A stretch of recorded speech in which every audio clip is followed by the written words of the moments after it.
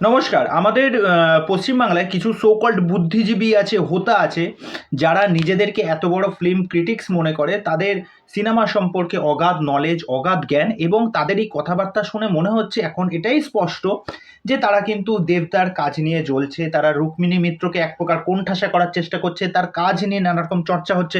দেখুন, কোনো একটা সিনেমা আপনার খারাপ লাগতেই পারে বা আপনার মন মতো নাই হতে পারে, ঠিক আছে? আপনি সেই বিষয়টাকে নিয়ে সুস্থ মতো আলোচনা করুন, সেটা মানা যায়।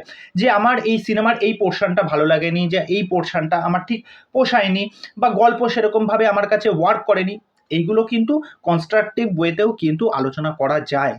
কিন্তু আপনি অকপটে আপনি সোশ্যাল মিডিয়া প্ল্যাটফর্মে এত বড় বড় লেখা লিখে আপনি বলে দিচ্ছেন boycott Rukmini Mitra, boycott this film, ঠিক আছে? এই সমস্ত ট্যাগলাইন দিয়ে, এবং মানুষ সেইগুলোতে রীতিমতো কমেন্ট করছে, সেই লেখাগুলো রীতিমতো শেয়ার হচ্ছে।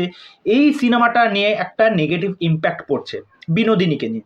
দেখুন, বিনোদিনী আমি দেখে এসেছি, এবং আমাদের বাংলায় যা বাজেট, রামকমল মুখার্জি যেরকমভাবে এটাকে এক্সিকিউট করেছেন, সেটা কিন্তু যথেষ্ট প্রশংসার দাবি রাখে। রুক্মিণী মিত্র তার 100% না, 200% দিয়ে কিন্তু এই কাজটা করেছেন।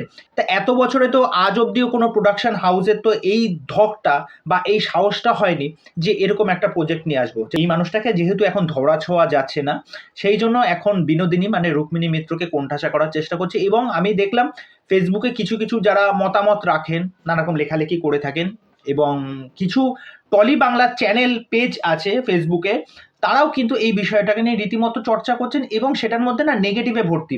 রামকমল মুখার্জি ডিরেকশন পারেনি, রুক্মিণী মিত্রর অ্যাক্টিং ভালো না, সে ওয়ার্কশপ করেছে, ওয়ার্কশপ করে তার এই ফ্রুট ফল, হ্যাঁ, এই কোনো ইমোশন নেই। আরে ভাই, তোদের এত যদি ধক থাকে, তোদের যদি দম থাকে, তা তোরাই তো প্লে করতে পারতিস। বা তোদের যদি এত পয়সা কড়ি থাকতো, তা তোরা কিছু কন্ট্রিবিউট কর।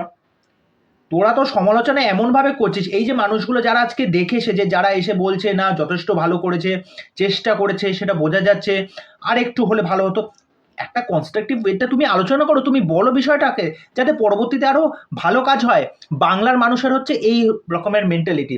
এটাই যদি আজকে কোনো হিন্দি ফিল্ম মেকার যদি এরকম একটা কাজ নিয়ে আসতো, তখন ওটাকে হাততালি দেওয়া, ওয়াহ ওয়াহ ওয়াহ, কি দেখলাম কি দেখলাম, দারুণ হয়েছে দারুণ হয়েছে, কি সেট ডিজাইন হয়েছে, কি কস্টিউম হয়েছে, কি ডায়লগ হয়েছে। এইগুলো তোমাদেরই ভালো লাগতো, ঠিক আছে?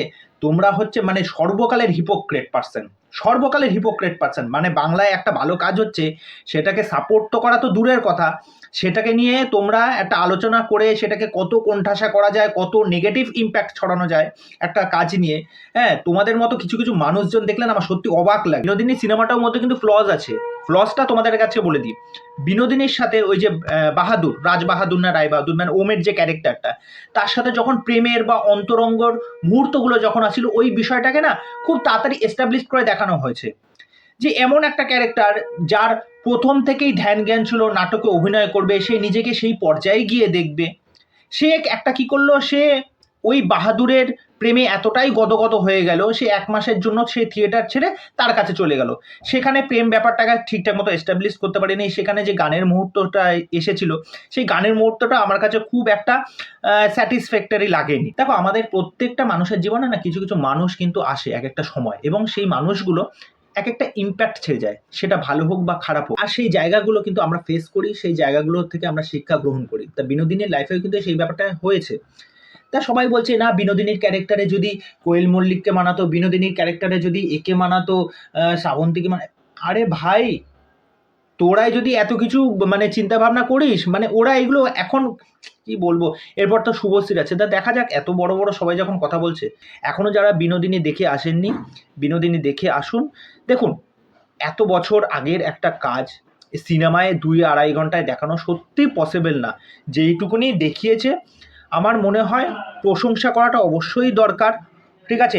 একদম আপনারা যে যারা বলছে এটাকে ভালো হয়নি, বয়কট, খাজা, এই যে কথাবার্তাগুলো বলছে, এর থেকে কিন্তু বাংলায় প্রচুর মানে হাজার রকমের কাজ হয়, যেগুলো আপনারা রীতিমতো পয়সা খরচা করে দেখে আসেন। ওকে, তারপরে সেইগুলোকে রীতিমতো খিস্তিকামারি করার দরকার হয়। তা যাই হোক, এই বিষয় নিয়ে আপনাদের কি মতামত? এবং এখানে কি দেবদাকে টানা হচ্ছে, এটাই হচ্ছে ব্যাপার। হ্যাঁ, দেবদার নিজস্ব পাওয়ার আছে বলে, দেবদার সাথে ভালো সম্পর্ক আছে বলে দেবদা সেজন্য কাস্ট করছে। এই নোংরামিগুলো না মানে উত্তর উত্তর বেড়েই চলেছে। ঠিক আছে, এই জিনিসগুলো বন্ধ হওয়ার দরকার এবং এই জিনিসটা মেনে নেওয়া যায় না। তা যাই হোক, এই বিষয় নিয়ে তোমাদের কি মতামত সেটা অবশ্যই আমাকে কমেন্ট করে জানিও। তো চলো পরবর্তী ভিডিওতে আবার দেখা হচ্ছে। আর চ্যানেলে সেই চ্যানেলটাকে সাবস্ক্রাইব করে দে, এভাবে সাথে থেকো, পাশে থেকো। বাই।